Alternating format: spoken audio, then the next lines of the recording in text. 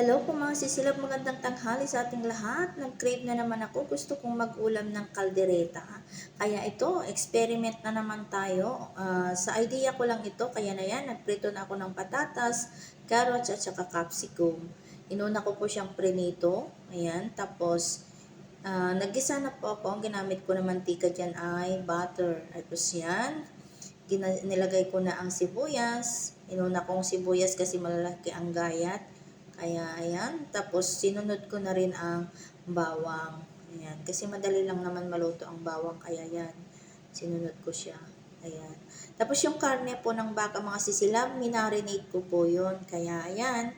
Ilalagay na po natin ang karne. Ayan po siya. Kompleto ng recado dyan. May soy sauce, may calamansi, lahat-lahat na po. Kaya, yan. Nilagay na natin. Sunod na natin dyan sa sa kasirola. Ayan. Sa kinigisa natin. Ayan po. Hindi ko po nilahat kasi madami. Kaya meron na naman akong lulutuin next time. Itatapa ko naman kasi nababad na po yun ng soy sauce, oyster sauce at saka kumpleto. Dahil hindi natin nailagay yung sauce, ayan, nagdagdag tayo ng seasoning. Ayan. Tapos medyo okay na, naglagay tayo ng tomato sauce. Ayan, tomato sauce po ang nilagay ko mga sisilap. Ayan po, kita nyo naman isang latang tomato sauce na maliit. Nilagay ko lahat para maging orange.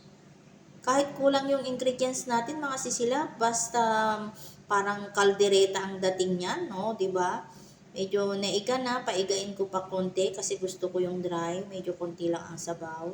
Kaya yan, tinakpan ko pa ulit hanggang niluto. Ayan, medyo okay na.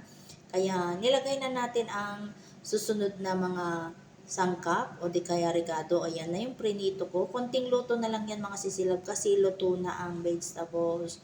Ayan. At luto na rin yung karne. Matagal kong pinakulo yan. Ayan po mga sisilab. Kita nyo naman. O di ba? Parang kaldereta na rin ang dating kahit kulang ang ingredients. Okay na yan. At least makakapag-ulam na rin tayo. Ayan. Medyo okay na mga sisilab. Hinayaan ko lang ng 5 minutos. Pinakuluan ko lang konti. Ayan, luto na. Ayan, ready to serve. Ayan na po ang outcome ng aking nuluto. Thank you for watching mga sisilab. May mauulam na naman tayo. Bye-bye!